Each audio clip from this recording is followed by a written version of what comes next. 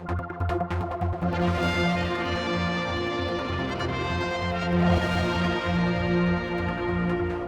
talking with the Chief Minister, and only the other week I was putting to you that Comyn was in disarray. We were sitting in the room, we were trying to find out what was going on, everyone takes collective responsibility, and yet this week you've got Mr Robertshaw having a pop at Mr Gawne, saying he hasn't been consulted properly about parking, especially in East Douglas, his area, and this has all got to go back for a rethink. Now, people must be, well, they are agog that this has got to the public area like this in such a spat, when in that room you're all meant to chat about this before it gets out. Well, there's two points there, I think, really.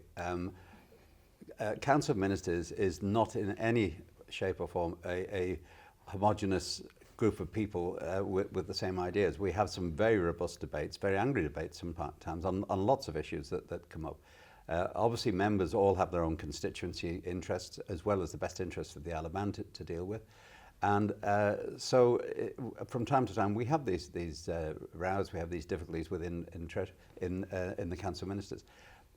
That's entirely to be expected from a cabinet. Are you surprised it's happened though? Because surely you don't want this going to be this way. This doesn't look like it's a united front. But well, you know, I've been criticised over the last few months because of the implementation of collective responsibility.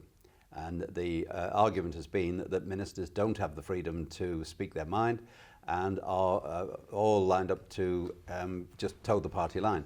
I hope this indicates very clearly that the guidelines which exist for ministers in the Council in terms of collective responsibility, where a minister has a pre-stated position, and particularly in Mr Robertshaw's case in his manifesto, then ministers are quite free to speak out against a particular measure and vote against it. Have you banged your heads together? Have you had words with them? We've had a conversation. I was in London this week at my meetings when all this came out, but I've spoken to them. We now have a clear understanding of what the situation is, and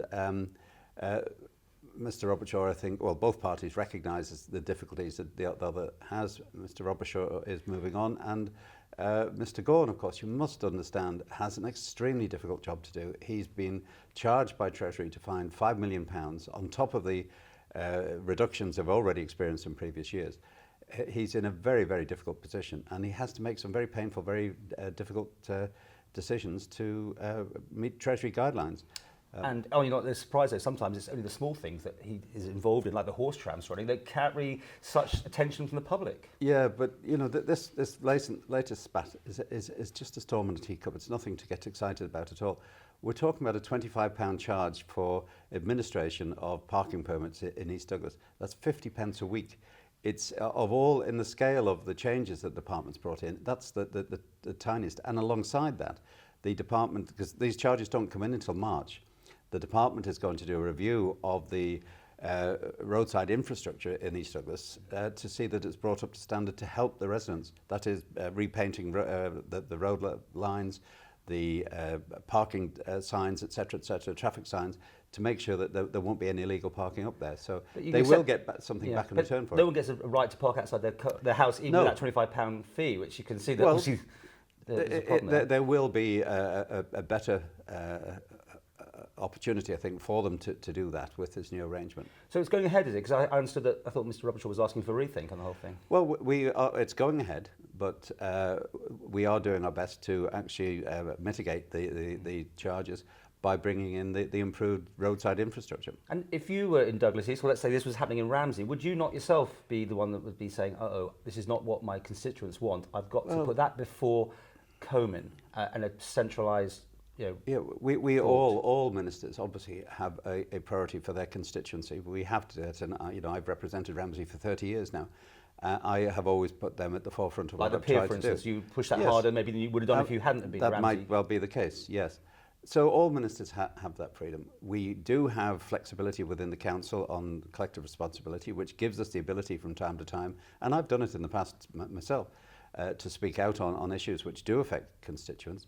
It's entirely part and party of what being a minister is all about. It's not this tightly controlled group. Yeah. So whatever Mr Robertshaw is saying there, it's now over because you're saying it is going to come in anyway. So that's the end of that.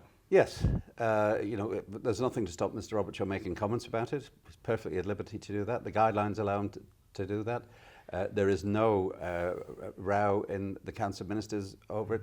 We all recognise the almost impossible job that Mr Gawne has to do, and we're doing our best to help him through it. You're kind of asked to show faith in Mr Robertshaw in Tynwald as well recently. Yes. So, I mean, this man does seem to come up as a forefront of subject now all the time with us in the press. Well, he has also, Chris has a very, very difficult job to do as Minister for Policy and Reform.